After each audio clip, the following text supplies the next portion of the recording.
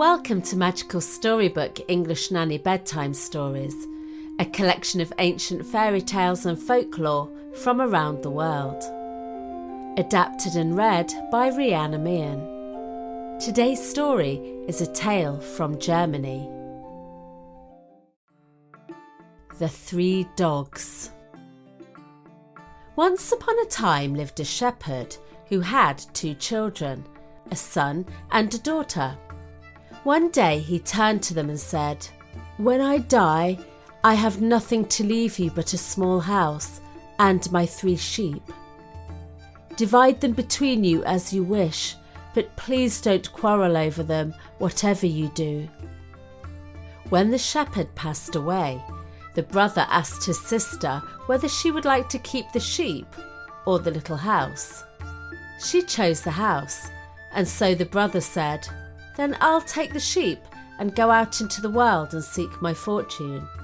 I don't see why I shouldn't be as lucky as any other man out there." He packed a bag and set off on his travels, driving his 3 sheep in front of him. For a long time, fortune didn't favour the brother at all, and he began to feel very sorry for himself. Then one afternoon, while he was sitting at a crossroads, wondering which way to go, a man passed by, leading 3 black dogs, each one bigger than the last. "Hello, my fine fellow," said the man. "I see you have 3 fat sheep. If you give them to me, I'll give you my 3 dogs." In spite of his sadness, the boy smiled, but replied, "What use are dogs to me? I have no money to feed them. At least my sheep feed themselves." "Ah, but my dogs are not like any other dogs," answered the stranger. "They will feed you, instead of you having to feed them, and they will help you to become rich." He went on. "The smallest one is called Salt. He will bring you food whenever you wish. The second is called Pepper, and she will defend you most fiercely from anyone who tries to harm you. The great big strong one is called Mustard. He is so powerful that he can break through iron or steel with his teeth." Eventually the boy was persuaded to swap his sheep for the dogs, and once the man had gone, the brother decided to test what he had been told. "Salt, I'm hungry," he said. He had hardly finished saying the words when the dog disappeared, returning a few moments later with a basket of delicious food. The boy congratulated himself on the clever bargain he had made and continued on in good spirits. Further along the road, a carriage that was being pulled by 2 horses passed by. It was draped in black cloth, and the coachman himself was dressed head to toe in black silk mourning clothes. Inside the carriage sat a girl in a black dress, crying bitterly. The horses walked slowly and mournfully past the boy, with their heads bent down towards the ground. "Coachman, what is the cause of all this grief?" asked the boy softly. At first the coachman wouldn't say anything, but when the boy insisted, he told him that a huge dragon lived nearby, and that every year it ordered the sacrifice of a beautiful maiden. This year it was the turn of the king's daughter, and the whole country was filled with sorrow.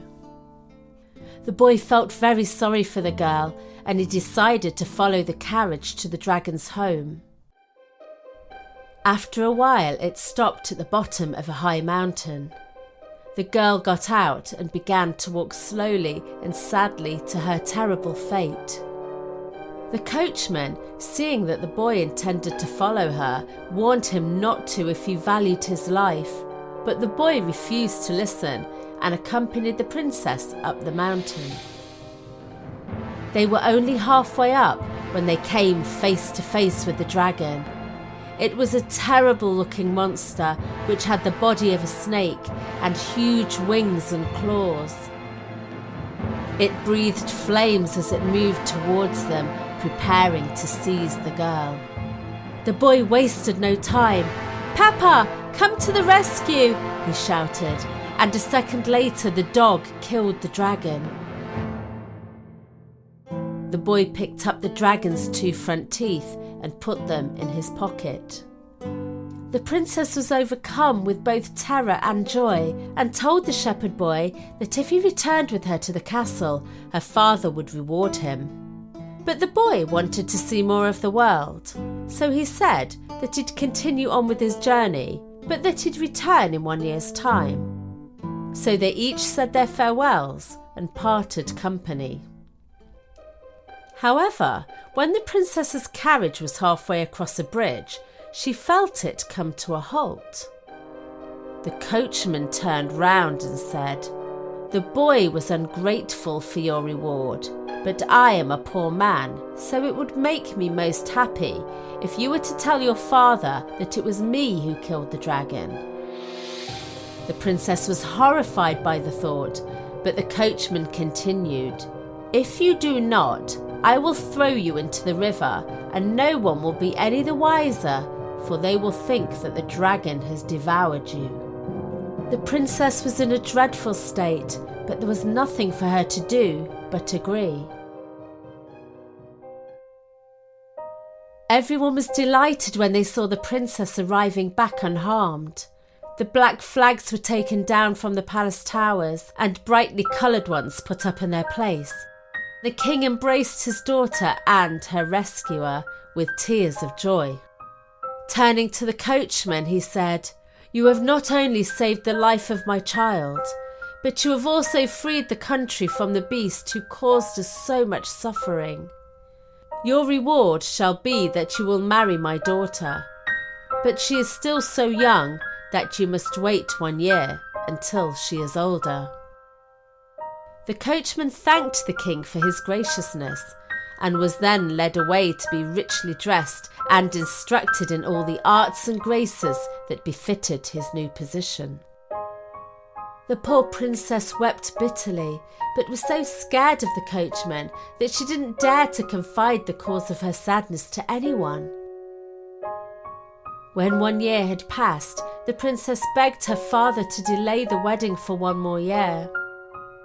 The king, who did not like to see his daughter so sad, agreed.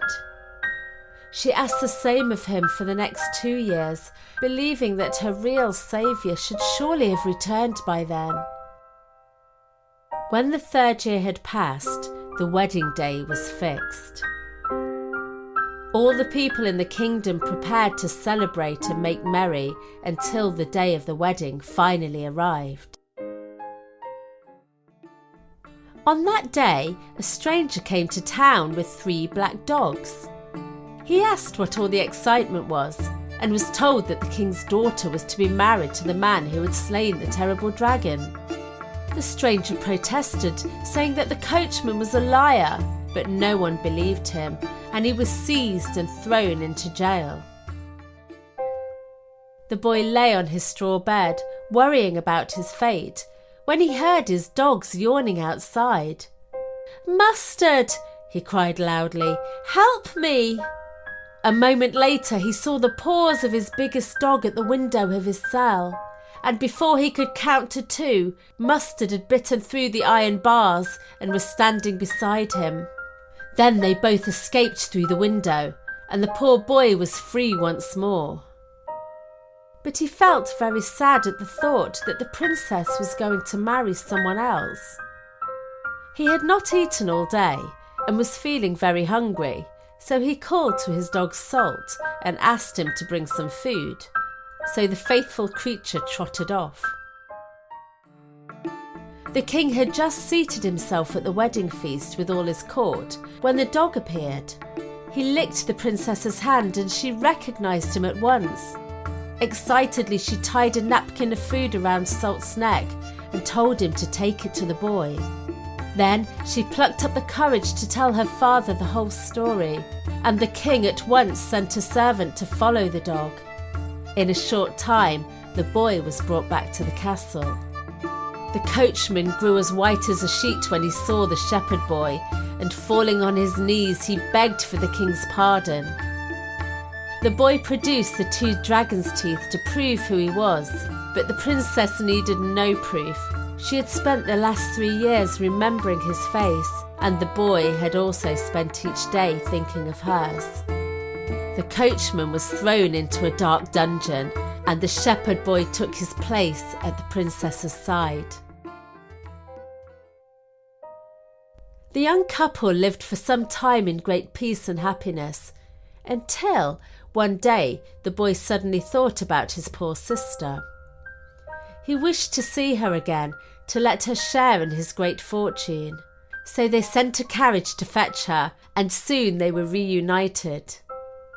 At that moment, one of the dogs spoke and said, "Our task is done. You have no more need of us. We only waited to make sure that fortune did not make you forget your sister." And with these words, the 3 dogs transformed into birds and flew away into the heavens.